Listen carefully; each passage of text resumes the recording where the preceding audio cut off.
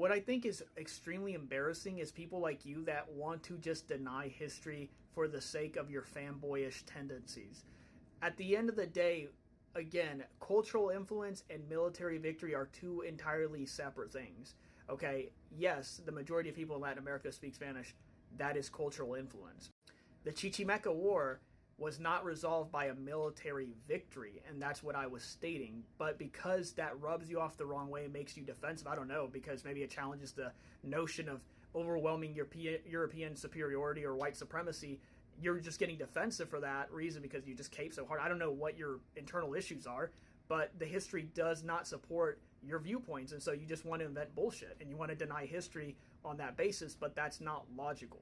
Okay, the Chichimeca War did not result in a military victory. Even the viceroy of New Spain that was running the war himself stated that all the Spaniards in New Spain would not suffice to conquer the Chichimecas. It was just impossible for them to do at that time period, so they had to sue for peace. You trying to equate cultural influence to a military victory is a weak argument, and it's honestly not logical. And also, following your own logic, you're using English right now. So following your train of thought, because you're using English, does that mean that the UK or US suddenly conquered Mexico or whatever the fuck country you're from? No, that doesn't mean anything. It's just cultural influence. It's just the language you're using. It's just a lingua franca. That's all it is.